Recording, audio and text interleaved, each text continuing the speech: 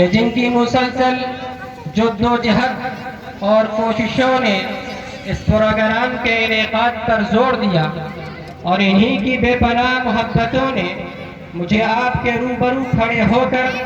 آج کی تاریخ کے توسط سے کچھ دیر باتیں کرنے کا موقع فراہم کیا۔ اس کے ساتھ ساتھ میں نوادہ کے تمام نوجوانوں کا اور بالخصوص لبیک کمیٹی کا تہہ دل سے شکریہ ادا کرنا چاہوں گا کہ جنہوں نے مولانا کی اس سوچ پر لبیک کہتے ہوئے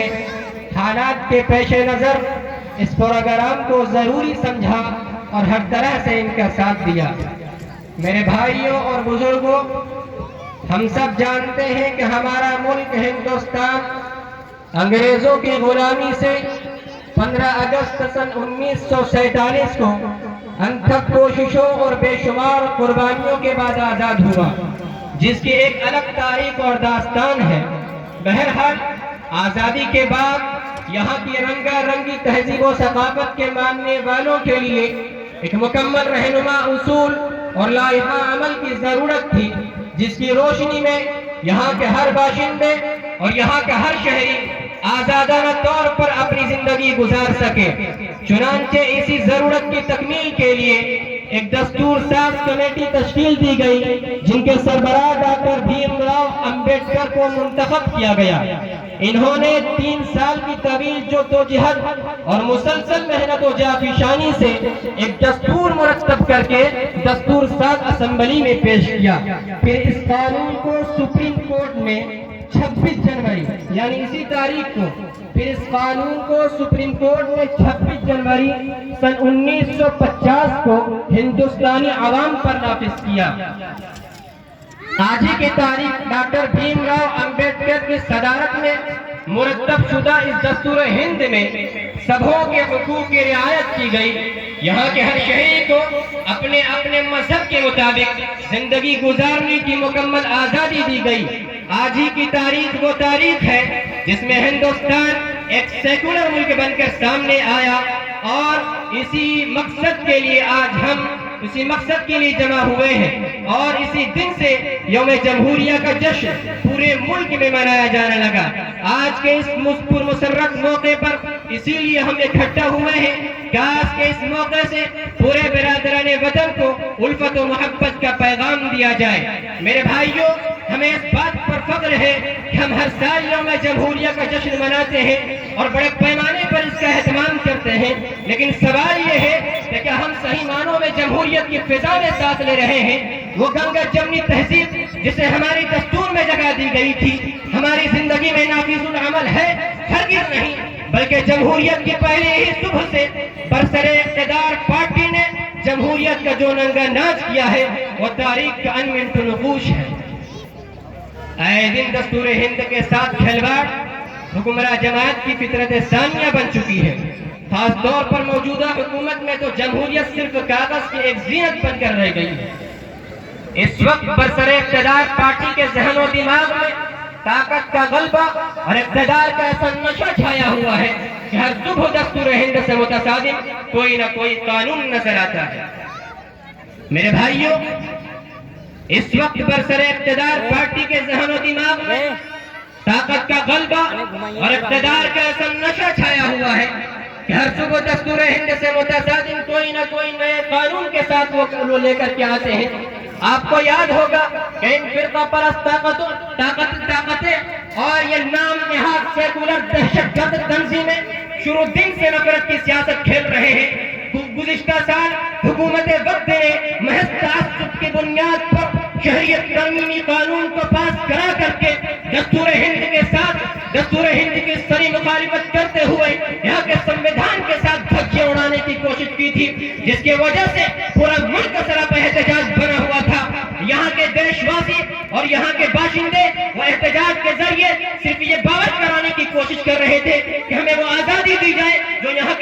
کی آئین ہمیں دیتی ہے، لیکن ہائے افسوس کہ ان کی ایک بات نہیں سنی گئی، بلکہ تجاوز عارفانہ برتتے ہوئے وہ اپنے سوچ پر اٹل رہے اور ڈٹے رہے، اور شاید اب بھی اپنے اس فیصلے پر اور کالے قوانین پر جمے ہوئے ہیں، ڈٹے ہوئے ہیں۔ یاد رکھو مسلمانوں، اور یہاں کی یعنی ہندوستان کی تحفظ و بقا اور اس کی سالمیت کے کے لیے اس کی سالمیت کو مقدم جانتے ہوئے سیکولر ذہن رکھنے والے ہمارے ہندو بھائیوں شاہد رشید خان خیالی اور خوش فہمی میں ہے کہ انہوں نے اس کالے قانون کو نافذ کرنے کے تعلق سے اپنے ذہن بدل لیے ہیں، اپنے نظریات بدل لیے ہیں، تو خدا کی قسم یہ سب سے بڑی ہماری بھول ہے، کیونکہ یہ اپنے نظریے پر ڈٹے ہوئے ہیں اور جمے ہوئے ہیں۔ وقت آئے گا اور یہ نافذ کریں گے۔ اب ہمیں چاہیے کہ ان کے تمام تر ان سازشوں کو جو ہمارے ملک کو کھوکھلا کر رہی ہیں سمجھنے کی کوشش کریں اور ان کے سازشوں کو ناکام بنانے کی کوشش کریں، اندرونی طور پر ان کی طے شدہ پلاننگ کو بے نقاب کر کے ان کے سازشوں کو ملیہ میٹ کرنے کی کوشش کریں، اور یاد رکھیے کہ یہ سب کچھ اسی وقت ہوگا جب ہم ہمدن متحد ہو کر کے ان کی دفاع کے لیے اور ان کے سازشوں کو ملیہ میٹ کرنے کے لیے ہمدن کوشاں ہوں گے۔ حضرات، میں آپ کو بتاتا چلوں کہ ہمارے ملک ہندوستان کے سنویدھان پر ان کا یہ پہلا وار نہیں تھا، بلکہ انہوں نے پھر سے ایک ایسے طبقے کے سینے پر آرا چلاتے ہوئے یہاں کے سنویدھان، یہاں کی کانسٹیٹیوشن کی دھجیاں بکھیرنے کی کوشش کی ہے، جن کی محنت اور جدوجہد کے نتیجے میں ہمارا پیٹ بھرتا ہے اور جن کی کوششوں کے نتیجے میں ہمیں بازاروں سے بآسانی غذائیں میسر ہو جاتی ہے، مگر ہائے افسوس آج ملک کے مختلف خطے میں آج ملک کے مختلف جگہوں پر ہمارے کسان بھائیوں اور دیگر سیکولر ذہن رکھنے والے بھائیوں کی طرف سے احتجاج ہو رہا ہے، جس کے ذریعے وہ اپنے جائز حقوق کا مطالبہ کر رہے ہیں۔ ہائے افسوس ہے اس بات پر کہ ان کی باتیں نہیں سنی جا رہی، بلکہ تجاوز عارفانہ برتتے ہوئے ان کو اگنور کیا جا رہا ہے۔ آج ملک کے اندر آپ دیکھ رہے ہوں گے، اب سوشل میڈیا کا استعمال کرتے بخوبی آپ اس سے واقف ہوں گے کہ آج ملک کے کس طرح حالات بن گئے ہیں، آج مختلف کی آج ملک کی جو موجودہ صورتحال ہے ان کو بیان کرنا ناقابل، ان کو بیان کرنے کی زیادہ ضرورت نہیں ہے، کیونکہ ساری چیزیں اور سارے علم سے آپ واقف ہیں۔ مزید میں آپ سے کچھ کہنا نہیں چاہتا، لیکن اتنی بات ضرور ہے کہ آج حکومت وقت نے یہ عہد کر لیا ہے اور شاید ان جفاکش کسان بھائیوں کی چیخ و پکار اور ان کی آہو پکار کو نہ سن کر شاید یہ ثابت کرنے کی کوشش کی جا رہی ہے کہ اب ہم نے یہ عہد کر لیا ہے، اب ہم نے یہ سوچ لیا ہے کہ ہندوستان کو ہندو راستہ بنا دینا، یہاں کی برسوں گنگا جمنی تہذیب پر پانی پھیر دینا اور یہاں کی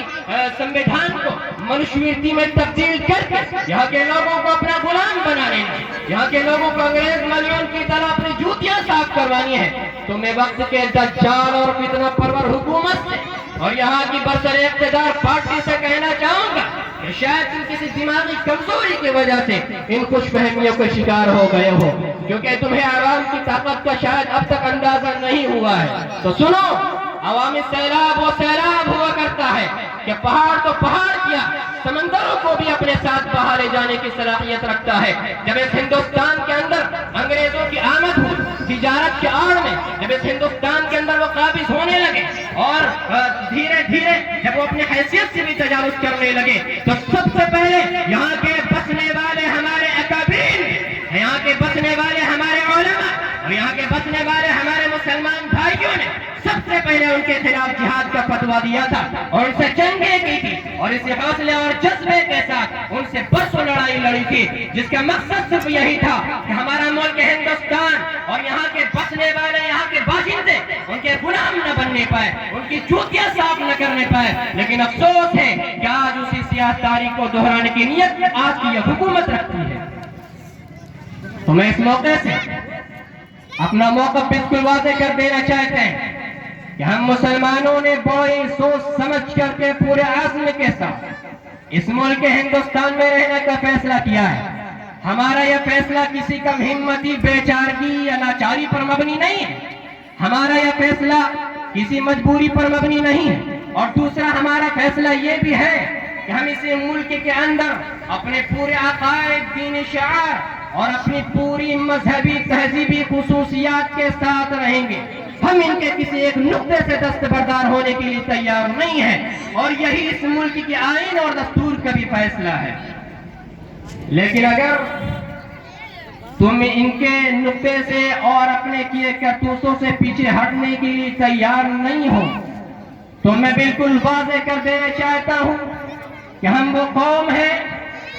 जो गुलामी के बजाय मौत को गले लगाना पसंद करते हैं। अगर बारी आई इस मुल्क की तहफ़्फ़ुज़ व बक़ा, इसकी सालिमियत के लिए जान कुर्बान करने की,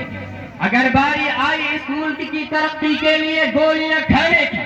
अगर बारी आई हमें तख्तेदार पर चढ़ने की, तो खुदा की कसम ये सब कुछ हमें बखुशी मंजूर है। जिस तरह हमने अंग्रेजों को निकालने के लिए, अंग्रेजों को इस मुल्क से बाहर फेंकने के लिए हमने तहरीकें चलाई थी और हमने कोशिशें की थी, हमने जंगें लड़ी थी और हमने बरसों उनके खिलाफ लड़ाई लड़ी थी। इसके खिलाफ हमें तख्तेदार पर चढ़ाया गया था, हमारे जिस्मों को गोलियों का निशाना बनाया गया था, हमें सुपरों के थाल में बंद करके नदी नहरों में बहाया गया था और फिर हमारे जिस्मों पर गोलियों का निशाना बनाया गया था। दिल्ली की चांदनी चौक से लेकर खैबर तक के दरख्तों पर हमारे उलमाओं के गर्दनें लटकाई गई थी। खुदा की कसम हम उसी शौक के साथ, उसी जज्बे के साथ हम इन तमाम मजालिम को सहने के लिए तैयार हैं, लेकिन हम किसी सूरत में तुम्हारी गुलामी कबूल नहीं कर सकते।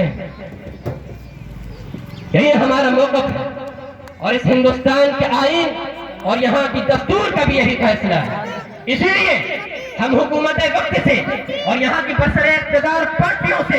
हम बिल्कुल वाज़ेह कर देना चाहते हैं अपना मौका, और खोल करके कह देना चाहते हैं, पूरी क़ुव्वत और जसारत के साथ कहना चाहते हैं कि हमें, अगर तुम चाहते हो इस मुल्क के अमन और शांति बरकरार रहे और यहाँ की गंगा जमनी तहजीब पर और यहाँ के अमन और शांति पर किसी तरह की कोई आँच ना आने पाए, तो हमें अपनी हालत पर रहने दिया जाए। जैसा कि हमने बताया कि हम इसी गली के हैं खाक से यही खाक अपनी मिलाएंगे, न बुलाए किसी के आए हैं न निकाले किसी के जाएंगे। यहाँ के एक एक बच्चे और मुसलमान के एक एक बच्चे और बच्चियां और यहाँ के एक एक तलबा और तालिबात की ज़बान में ये अल्फाज होनी चाहिए कि हम इसी गली के हैं खाक से यही खाक अपनी मिलाएंगे, न बुलाए किसी का आए हैं और न निकाले किसी के जाएंगे। वतन अजीज के गयूर नौजवानों, अगर आप चाहते हो कि हमारा मुल्क टुकड़ों में न बटे, हमारा मुल्क झगड़ा और फसाद का अड्डा न बने, अगर आप वाकई मुल्क की पासदारी चाहते हैं तो हमें मुत्तहिद होना पड़ेगा और इन नफरत की सियासत खेलने वालों को हमें सबक सिखाना पड़ेगा। अगर हम चाहते हैं कि हमारा मुल्क तरक्की की तरफ गामजन हो, तो हमें यह अहद करना पड़ेगा कि अब हम जमहूरी निजाम से अवामुन्नास को रोशनास करेंगे और फिर वो हमारा नारा जो पहले था आज कमजोर पड़ गया है कि हम हिंदू मुस्लिम सिख ईसाई आपस में भाई भाई को फिर से उजागर करके जोरों पर लाना होगा। यही हमारा इस मुल्क के साथ वफादारी की बहुत बड़ी दलील होगी। हमें अफसोस होता है ये कहते हुए कि आज मुल्क का बदलता हुआ मंजरनामा चीख चीख कर यह फरियाद कर रहा है कि ए बरादराने वतन, आज मुल्क और जमहूरियत खतरे में है। यहाँ की गंगा जमनी तहजीब पर माहे अफसाए मंडला रहे हैं, आज यहाँ के लोगों के हुकूक पामाल किए जा रहे हैं, आज यहाँ के जुल्म सितम के बाजार गर्म है। इसलिए नौजवानों, जरूरत है इस बात की कि अब हम इस मुल्क की तहफ़्फ़ुज़ व बक़ा और इसकी सालिमियत के लिए, इस मुल्क की तरक्की के लिए कुछ लाहे अमल तैयार करें और जमहूरी निज़ाम से अपने बच्चों को, अपने घर वालों को, अपने पड़ोसियों, अपने महल्ले वालों को और पूरी अवामुन्नास को रोशनास कराया जाए और इसके साथ साथ उल्फत और मोहब्बत की दीप जलाते हुए बिरादराने वतन के दिलों में उल्फत और मुअद्दत डाली जाए। इसलिए कि उनका जो काम है वो अहले सियासत जाने, हमारा पैगाम मोहब्बत है जहां तक पहुंचे। वमा अलैना इल्लल बलाग। जज़ाकुमुल्लाह अहसनल जज़ा।